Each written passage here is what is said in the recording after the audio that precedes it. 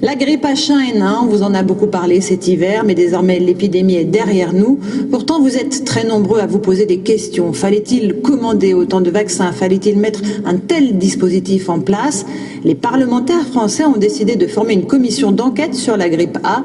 Pour l'instant, c'est l'Organisation mondiale de la santé qui est sur la sellette. Et c'est l'enquête du 20h. Elle est signée Corinne Lalo et Eric Bourbotte. Le monde est maintenant au début de la pandémie de grippe 2009. On est dépendant de la définition que l'OMS va donner d'une pandémie. Il faut que l'OMS reconnaisse qu'elle s'est trompée.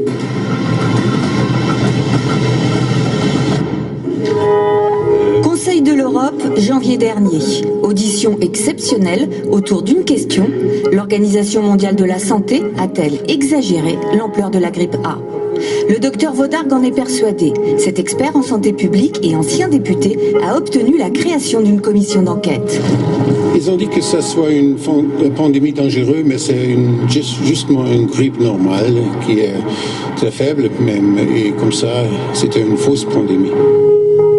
Le docteur s'appuie sur des courbes comme celle-ci. À gauche, la grippe de 2008 appelée saisonnière. À droite, la grippe 2009 qualifiée de pandémique, alors que le nombre de cas est sensiblement le même. Ce qui est différent, ce sont les conséquences financières importantes qu'entraîne une déclaration officielle de pandémie. Ce cabinet d'avocats spécialisé en santé publique décrypte pour nous les contrats conclus par les fabricants de vaccins avec les gouvernements. Ils ont été signés au moment de la grippe aviaire en 2005 avec un complément en 2009. Alors ce contrat, il dit très concrètement que c'est sur la déclaration de pandémie par l'OMS que le contrat va se déclencher, que la production de vaccins va pouvoir commencer. Ça c'est très clair, une seule condition, la déclaration par l'OMS. La décision de l'OMS, elle est donc la clé qui va permettre d'ouvrir les flux financiers qui sont la résultante des contrats. C'est également la déclaration officielle de pandémie qui a permis d'autoriser les vaccins au niveau européen selon une procédure exceptionnelle accélérée. Les critères scientifiques pour une pandémie de grippe sont réunis. L'OMS est accusée par certains d'avoir changé la définition et les critères d'une pandémie. Jusqu'en 2009, une pandémie devait être à la fois très contagieuse sur le plan géographique et très grave en nombre de morts. Désormais, la notion de mortalité n'est plus prise en compte pour le déclenchement officiel d'une pandémie.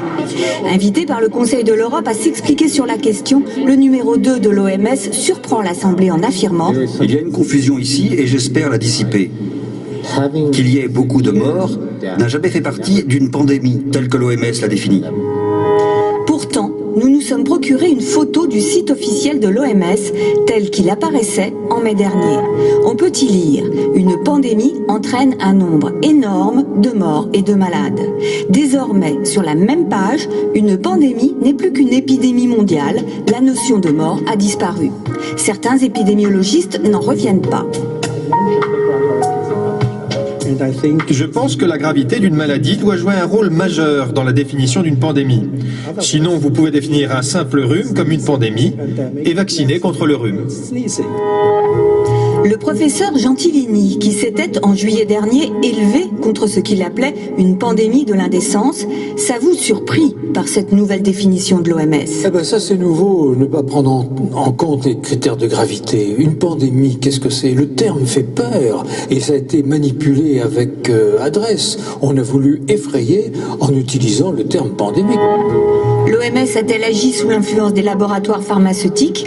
C'est ce que va chercher à savoir le Conseil de l'Europe. L'OMS reçoet depuis plusieurs années des dons privés et parmi les donateurs, on trouve les 3 principaux fabricants du vaccin pandémique pour un financement de plus de 3,5 millions d'euros sur un budget global de plus d'1 milliard. Certains des experts de l'OMS ont des liens financiers avec les laboratoires pharmaceutiques. Au cœur de la polémique, le professeur hollandais Albert Oosterhuis. On lui reproche une double casquette. Il est à la fois expert OMS influent et président d'un organisme dédié à la grippe et entièrement financé par l'industrie des vaccins.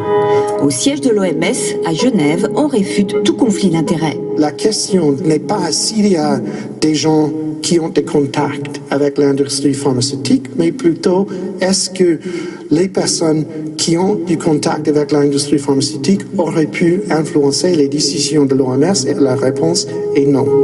Selon un bilan encore provisoire, 15 000 décès liés au H1N1 ont été comptabilisés dans le monde, alors que l'OMS estime que chaque année la grippe saisonnière fait entre 250 et 500 000 morts. Faut-il davantage de transparence ? S'interroge également le Conseil de l'Europe. Il rendra ses conclusions en juin prochain.